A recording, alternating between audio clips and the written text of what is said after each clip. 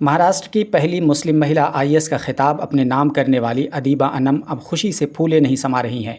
अदीबा अनम महाराष्ट्र के यवतमाल की रहने वाली हैं और उन्हें अभी 22 अप्रैल 2025 को आने वाले यूपीएससी के रिजल्ट में 142वां स्थान मिला है। दिलचस्प बात यह है कि अदीबा के पिता अशफाक अहमद ऑटो रिक्शा चलाते हैं। उन्होंने रिक्शा चलाकर न केवल अपने घर की ज़रूरतें पूरी की, बल्कि उन्होंने अपने मन में बेटी के आईएएस अधिकारी बनने का सपना भी पाल रखा था और वो सपना आज सच होकर अशफाक अहमद की नज़रों के सामने आ गया। अदीबा की स्कूलिंग महाराष्ट्र के यवतमाल में हुई और हाई स्कूल की पढ़ाई एक सरकारी स्कूल से की। इंटर पास करने के बाद ग्रेजुएशन के लिए पुणे के आज़म कैंपस का रुख किया और वहां से बीएससी मैथमेटिक्स में ग्रेजुएशन मुकम्मल की। उसके बाद पहली बार मुंबई में हज हाउस से यूपीएससी का एग्ज़ाम दिया, लेकिन उन्हें कामयाबी नहीं मिली और उसके बाद वो दिल्ली चली गई। वहाँ हमदर्द स्टडी सर्कल से सेकेंड अटैम्प्ट दिया, लेकिन कामयाबी नहीं मिली। उसके बाद जामिया मिल्लिया इस्लामिया के रेजिडेंस कोचिंग एकेडमी में रहकर तीसरी कोशिश की और फाइनली चौथी कोशिश में अदीबा और उनके पिता अशफाक अहमद का सपना पूरा हो गया। अदीबा बताती हैं कि उन्होंने इंटर करने के बाद ही ये फैसला कर लिया था कि मुझे सिविल सेवा की परीक्षा देना है और तभी से वो इस दिशा में मेहनत करने लगी थीं। अदीबा के मामू ने अदीबा को सिविल सेवा के बारे में बताया, समझाया और उन्हें गाइड भी किया, जिसके बाद अदीबा ने यूपीएससी का एग्ज़ाम देने का मन बना लिया था। अदीबा बताती हैं कि मेरे पिता के पास इतने पैसे नहीं थे कि वो मुझ पर इतना खर्च कर सकें, लेकिन अगर आप पुख्ता इरादा कर लेते हैं तो रास्ते निकल ही आते हैं। अदीबा को सेवा नाम की एक एनजीओ ने आर्थिक रूप से मदद की और उनके माँ बाप ने उनका हौसला बनाए रखा। यहाँ एक और दिलचस्प बात यह है कि अदीबा के पास अपना खुद का घर तक नहीं है, वो किराए के मकान में रहती हैं।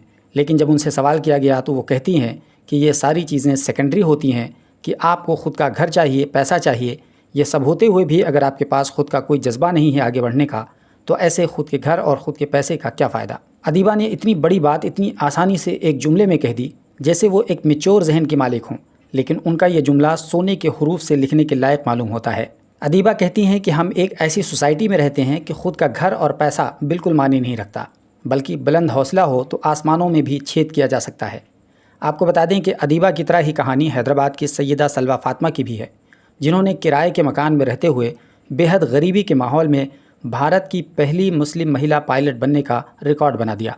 और इत्तेफाक से सलवा फातिमा के पिता का नाम भी अशफाक अहमद ही है। सलवा फातिमा के बारे में हमने एक वीडियो बना रखा है, करीब 30 लाख लोगों ने अब तक इस वीडियो को देखा है।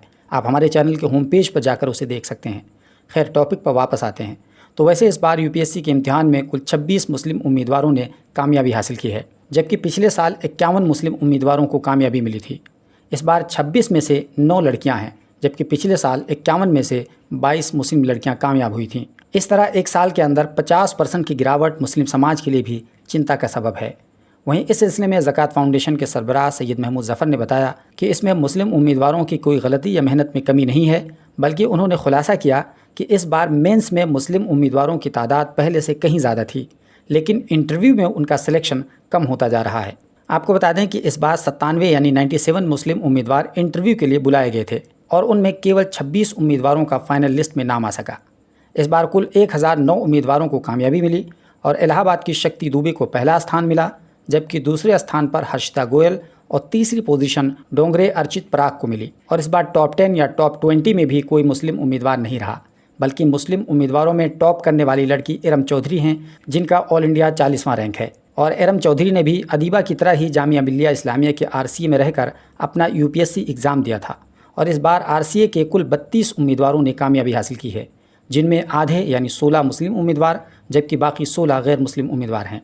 तो दोस्तों, ये थी एक रिक्शा चलाने वाले व्यक्ति की बेटी अदीबा अनम की कहानी और उससे जुड़ी कुछ दूसरी जानकारियाँ। ये जानकारी आपको कैसी लगी हमें कमेंट बॉक्स में ज़रूर बताएं और वीडियो को लाइक कर दीजिए। चैनल पर पहली बार आए हैं तो सब्सक्राइब कर लीजिए और ये वीडियो फेसबुक पर देख रहे हैं तो प्लीज़ हमारे पेज को फॉलो कर लीजिए।